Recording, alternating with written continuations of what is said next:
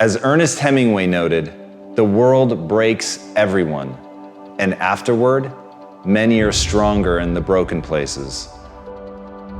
But my question is, why isn't everyone?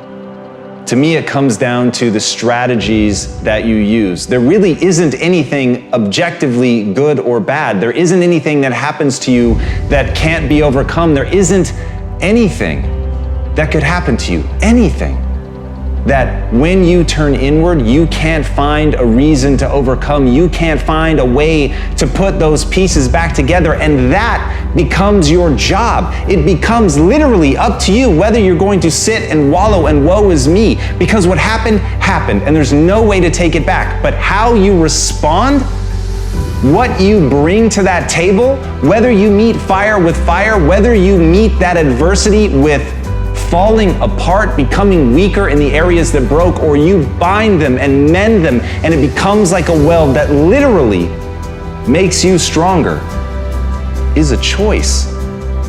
And it's a choice only you get to make. But as Stephen Hawking said, when you complain, nobody wants to help you. There are many things in your life that you have every reason to complain about. You have every reason to be upset by the things that have happened to you. The most sinister thing about excuses is they're valid. There's a million reasons why you should be able to give up. There's a million reasons why you shouldn't need to try. That thing that broke you, you should be allowed to just sit on the ground. And here's the thing, that's your right. You have every reason to do it. And maybe people won't even think less of you. But here's the truth.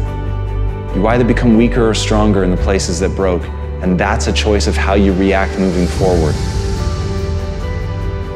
The great news is, the best thing that you could do to become stronger is love yourself.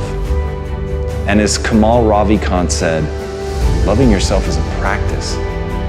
People think that it's something that's gonna feel right, that it's gonna feel natural, that you're just gonna turn inward, and there it is, this spark of love and joy for yourself, inside yourself. But the truth is, that's just not the human experience. That's not the way that it works. There's gonna be a voice inside your head, and it's going to blame you.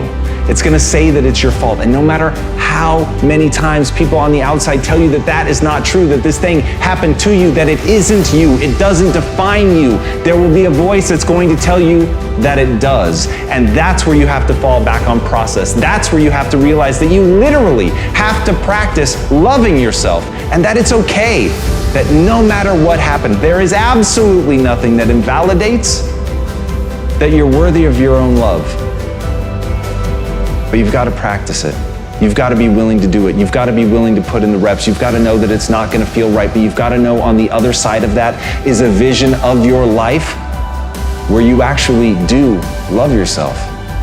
Because you took the time to say it. You took the time to practice it. You took the time to sit there and feel stupid and say that you love yourself. And sometimes just putting in the work is what you need to do to get strong. So put in the work.